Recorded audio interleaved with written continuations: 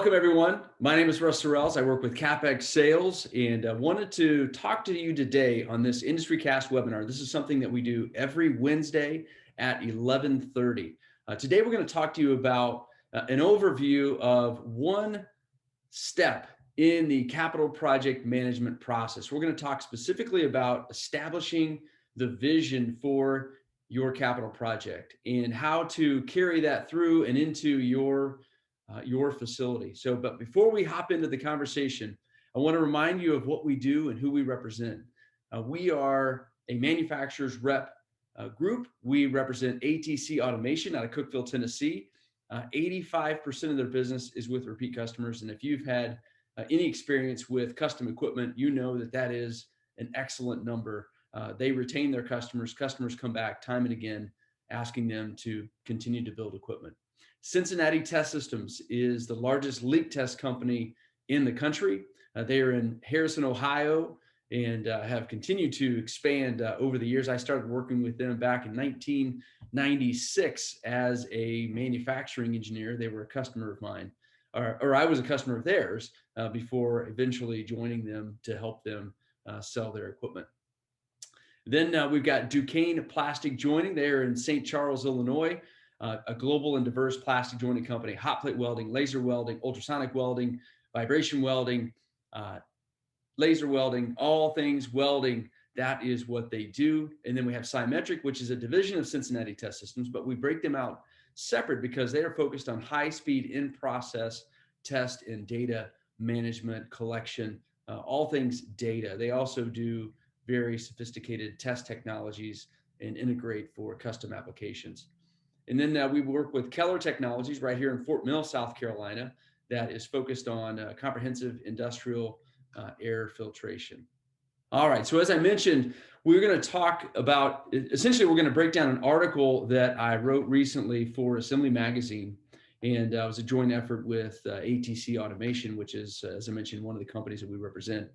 And this talks about managing capital projects. So that's one of the specialties, of course, that we've developed over 25 plus years of managing or working with and in the capital project industry. We've had a lot of experience. We've seen a lot of successes and we've seen a lot of crash and burns and failures. So what we've done is we've taken that knowledge and we have combined it to create a course that teaches our customers about how to manage a capital project. Obviously very helpful for young engineers if you're first getting into the manufacturing engineering or a capital project management role.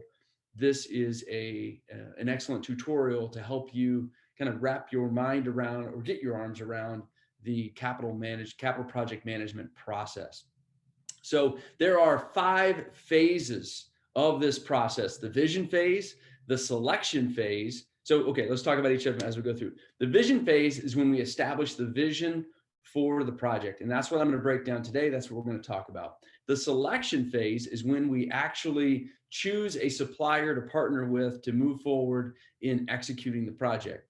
The next is the execution phase. As you can imagine, that's when we are executing on the project. That's where the rubber meets the road as far as putting it together, qualifying it, and getting it ready for implementation. And then the 4th phase is implementation. And the implementation phase, of course, is getting it into your facility, getting it implemented, and starting up the equipment. And then the 5th phase, and the phase that we most often overlook if we are advanced manufacturing engineers, is the production phase. A lot of times I've seen in corporate where we throw it over the wall and run after the implementation phase. So it's important that we stick with the production phase because that's where the continued lessons learned are going to be that allow us to get better at establishing the vision and making better choices from a selection perspective. So today, again, as I mentioned, we're going to talk about the vision phase.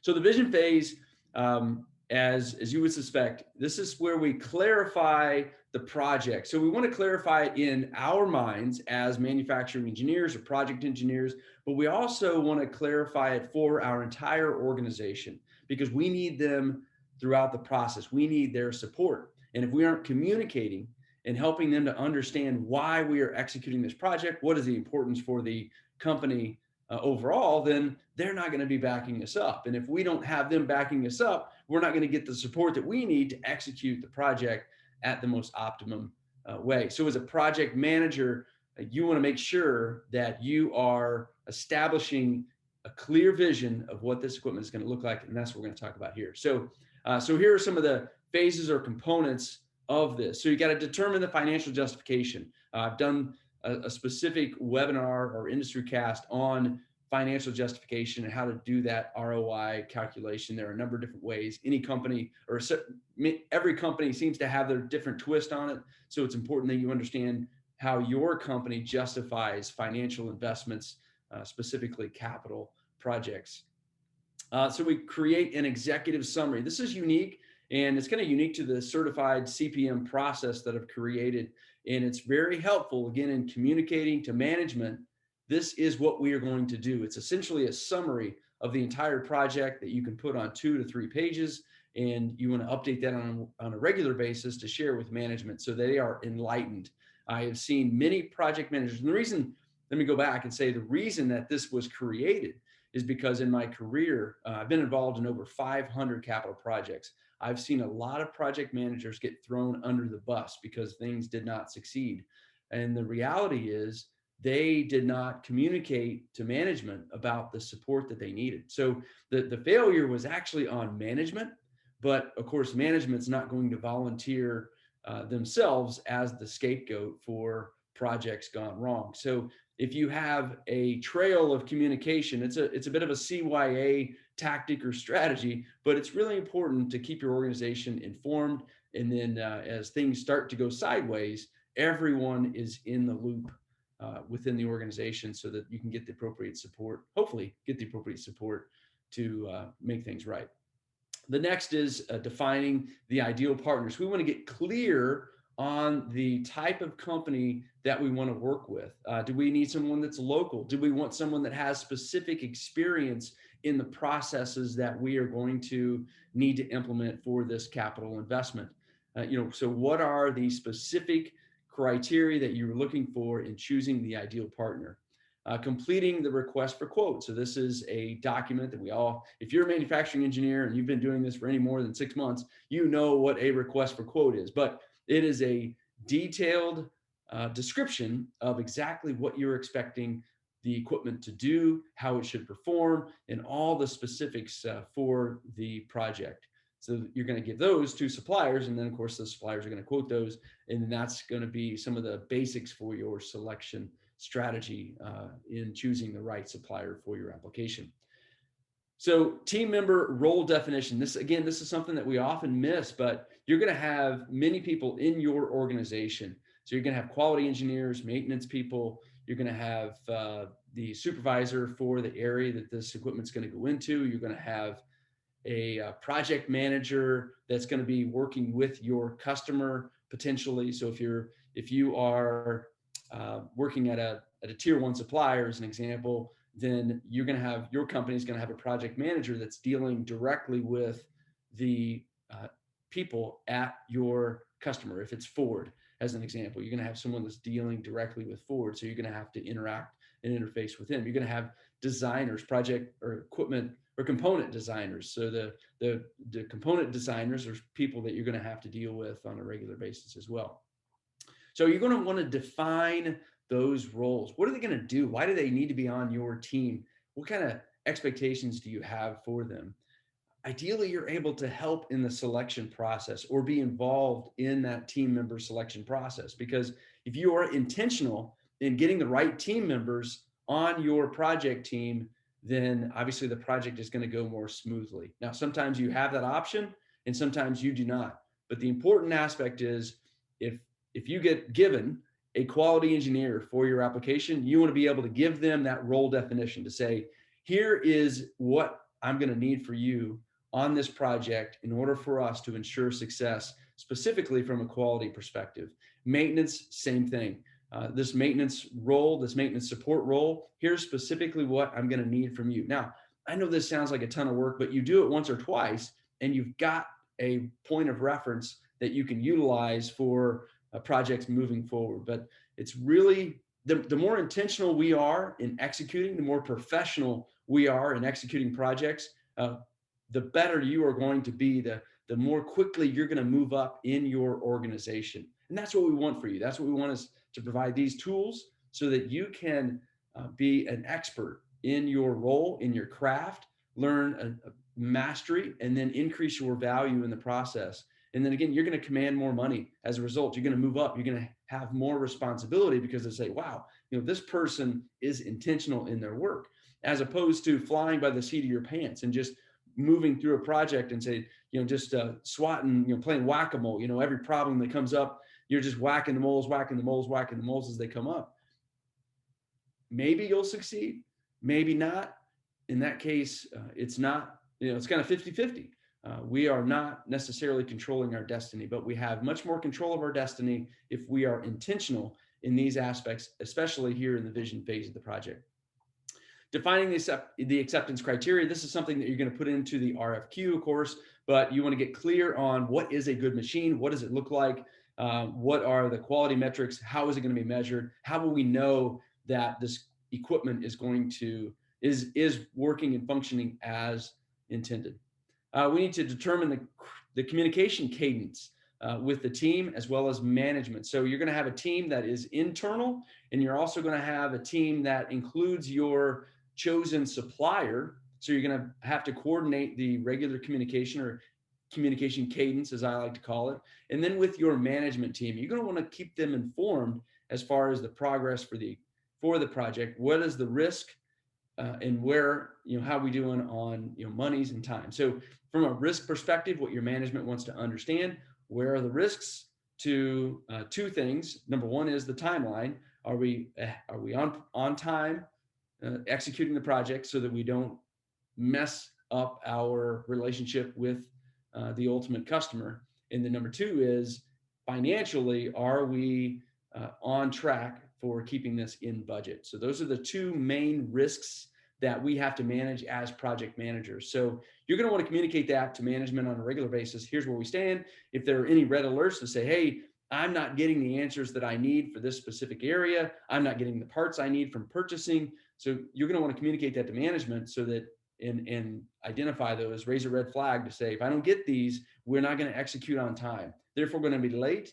And so they can ideally help you keep things moving forward.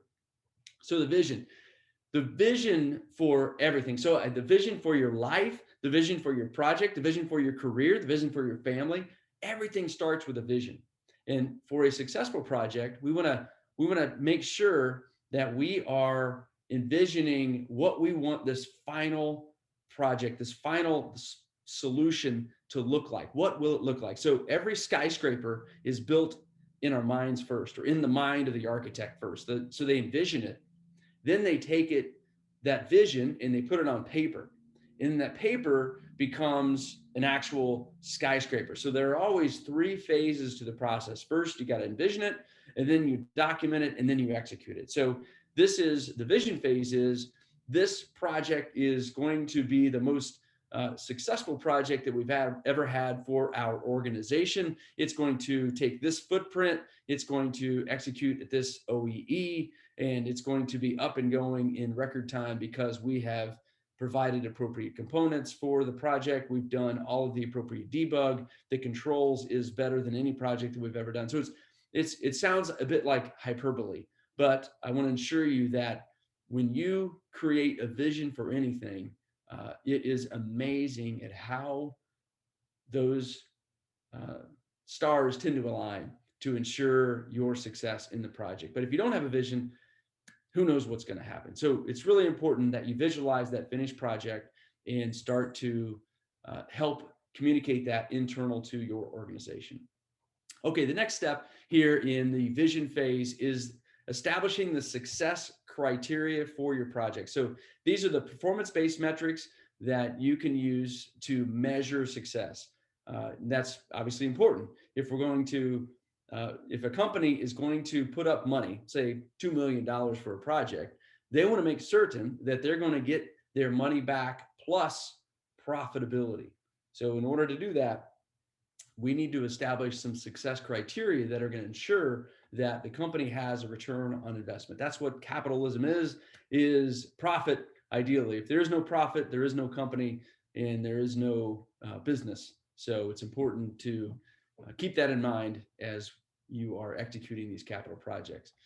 So the return on investment, we talked a little bit about that. So what is the target ROI for a world-class organization? OEE, so what is the overall equipment effectiveness? We did a webinar or industry cast with one of the team members from ATC and went through an OEE process in detail. So the formula that considers the main aspects of the manufacturing equipment, including the availability, performance, and product quality. So the number of good parts that we're getting off. So if we take all those and we measure them, what is the aggregate OEE that you expect for your equipment?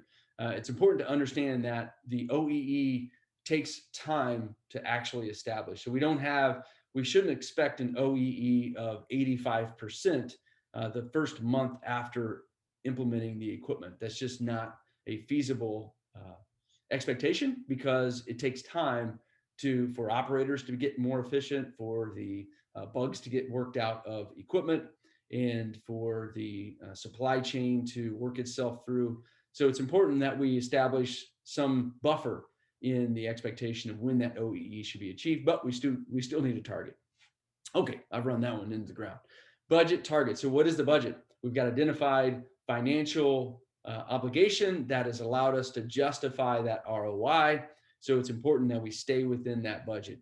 The timeline. So when are we going to do the factory acceptance test? When are we doing the site acceptance test? When is SOP? When is, or date of occupancy? Whatever it is are the milestones. We need to get those identified. The hours per unit. So this is from a labor calculation. How efficient is the equipment going to be? How much labor does it take out? How much labor is into it? So because a lot of the costs, as we all know, of the assemblies that we are executing today, a lot of those costs are labor related. So we want to understand, what are the hours per unit, and then we can do calculations accordingly.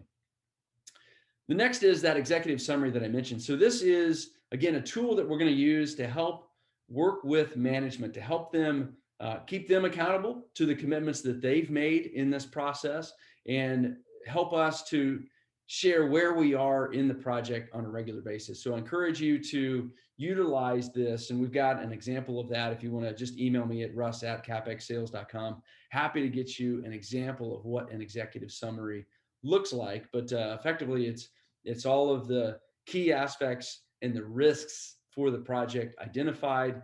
And anytime we're getting sideways on those, we want to make sure that we're communicating. So I recommend updating the executive summary on a monthly basis and just sharing it with management accordingly. We want to define the ideal partner, right? So that is just as you took time to create that vision for a successful project, you want to create a vision for the ideal partner for the application.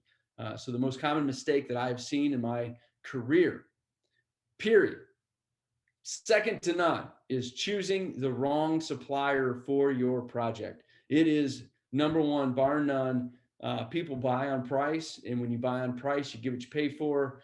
Believe me, I know I've learned that in my personal life, as well as seen it in my customers when they chose a path that didn't work out well for them.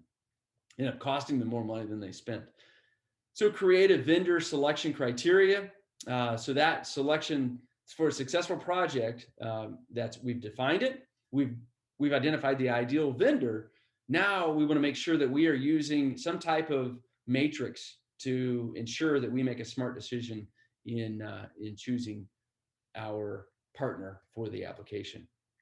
So now we've got to define our team member roles. So we want to identify, what are they, high performance project managers clearly define expectations for each project team member role. So what does that mean is purchasing. Here's what I need from you, purchasing person. We're going to need components at this time, on this date, in this quantity for our debug. We're going to need them for runoff as well. So clearly identifying what you're going to need from that purchasing manager, clearly identifying, as I mentioned, the quality engineer, what you're going to need from them. Next is the team selection, the team member selection. So this step is for ensuring the success that may or may not, you may or may not have this control, as I mentioned earlier, in your organization. But some of the team members hopefully will be available that you want on your team, so that you can build an ideal team that is committed to the success and implementation of the project. You want to get clear on those acceptance criteria. So I've got a number of checklists that are available to share with you. So we've got the quality checklist. We've got to have the safety checklist. We've got the maintenance checklist. We've got the facilities checklist. We've got the machine spec compliance checklist. Let me give you an idea of the importance of these checklists. One time, a customer had us build a piece of equipment, and we did not take into account the door that they had, the bay door that they had going into their facility. Well, as it turns out, the equipment was too big to get through the bay door. So they had to modify the opening in order to get the equipment in. So what we added to the checklist from a facilities perspective is making sure that we understand the equipment door size that is going to access or allow, at the dock, that's going to allow us to move the equipment inside. So it's those little things that can create real problems long term. For me, I tell you, my first capital project, I purchased a wash system. I worked at Cummins Engine Company, so I had no idea how to manage capital projects. I was 2 weeks into the job, fresh out of college, and they said, go buy this piece of equipment. And I was super excited to spend the money and make the investment and bring it in, of course, but I had no idea what I was doing. So I selected the supplier. We did all of the processes as far as getting it ready, sending in parts, washing them, verifying that things are good. And then they shipped the equipment. Well, I had not prepared the area that the equipment was going to go. And as it turns out, there was a beam that was in the way, and there was any number of problems that delayed us being able to move that equipment into the appropriate location. So that was a fiasco, and my name was mud inside the company there for a little while because the machine had to sit on the dock. So the fork trucks, as they were driving around and putting the parts into trailers, had to maneuver around the wash system that I had left there. So that was not good. And then we're going to determine the communication criteria. So the best strategy for ensuring world-class communication is to get it scheduled and then do it no matter what. You will be tempted to not execute, not do this, not have these conversations every single week. I want to encourage you to over-communicate. Capital project mastery is achieved by executing at every phase of the project. Communication is the number one component to ensure your success. So get clear on what you want, and then get clear on the communication strategy for ensuring that you get what you want.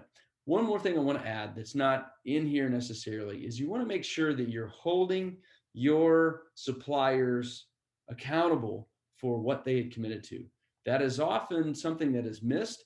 I see a lot of customers that don't do that. They go with the flow, and then they get equipment in and they're really frustrated because they're not getting the support that they need. So they caved in on taking something that was less than what they had expected and get burned as a result of that. So just want to encourage you to engage with your supplier, hold them accountable, and that will help you ensure that the project goes as you expect and as you desire.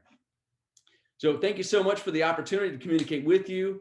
Love this topic, capital project management. It is really a challenge. I've seen some people that get it right. I've seen many that struggle with it because it's just not something that you don't learn this. I didn't learn how to manage capital projects in college. I went to Purdue University, great school, but they didn't teach me how to manage capital projects. But so that's why I created this program to help our customers get better and more effective at what they're doing.